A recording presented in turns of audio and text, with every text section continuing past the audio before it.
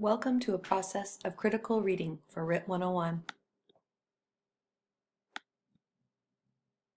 We'll begin with reading strategies. How do you read a magazine, newspaper, or novel? Do you simply skim? Focus on pictures? Perhaps just page through and only read what is of interest to you. Are you reading purely for pleasure, or are you trying to gain information? That being said, what is different about college reading material? When you're forced to read a textbook, or you're forced to read a poem or someone else's work? Do you identify and define keywords? Are you attempting to read to make sense of the information and quite possibly understand the subject matter? In that case, what techniques for understanding do you use for college reading? Do you highlight your text? Do you take notes? Do you annotate in the margins? Do you read aloud or quite possibly listen?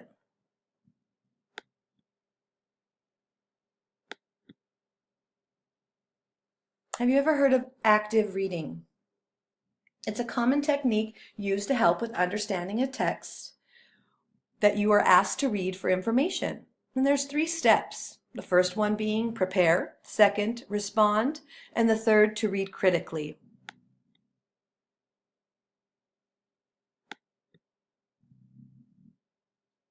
So step 1, preparing to read. Think about the purpose. Why are you reading? Why is it important? Planning your follow-up. What are your thoughts or opinions on the subject matter that you've just read? Gaining background knowledge. If you don't know what something is or what something's about, gain background knowledge. Skimming the text. Pulling out keywords or unknown words to help for understanding. And then being able to ask yourself whether it's necessary to read again. The second step is responding to reading. And that's when you read deeply. Think about and attempt to apply the knowledge within the text to the real world. Annotating the text simply means taking notes, highlighting, circling, scribbling your thoughts and ideas in the margins if you are able to. And then the third is keeping a reading journal. It's often noted how important it is to keep a journal of your thoughts, particularly when it comes to working with academic material, because it helps you to remember, not only with muscle memory, but when you write down the information, it sticks with you more.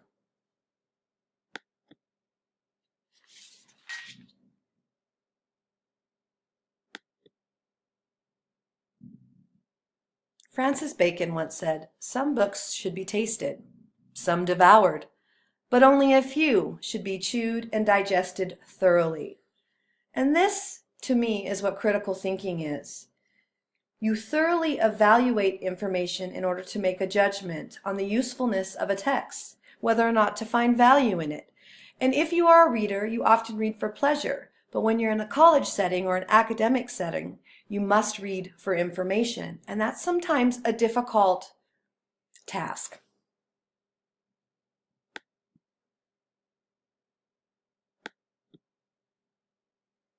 So how will you use these reading strategies? Your homework for today's lecture is how to eat a poem.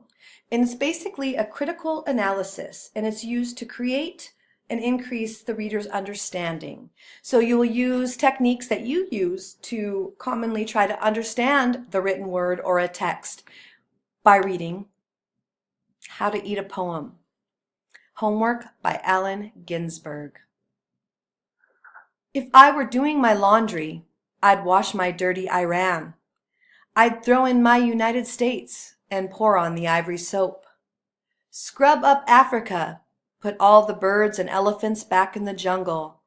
I'd wash the Amazon River and clean the oily Carib and Gulf of Mexico. Rub that smog off the North Pole, wipe up all the pipelines in Alaska. Rub-a-dub-dub for Rocky Flats and Los Alamos. Flush that sparkly seism out of Love Canal. Rinse down the acid rain over the Parthenon and Sphinx. Drain the sludge out of the Mediterranean basin and make it azure again. Put some bluing back into the sky over the Rhine. Bleach the little clouds, so snow return white as snow.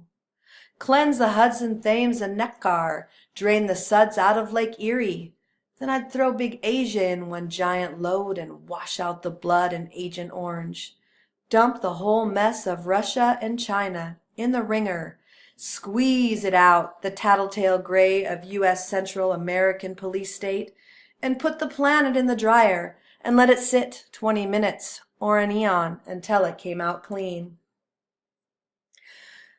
So the purpose for thinking critically is to evaluate somebody's work, a book, an essay, a movie, a painting, in this case, a poem, in order to increase your understanding of it. A critical analysis is subjective writing because it expresses the writer's opinion or the evaluation of a text.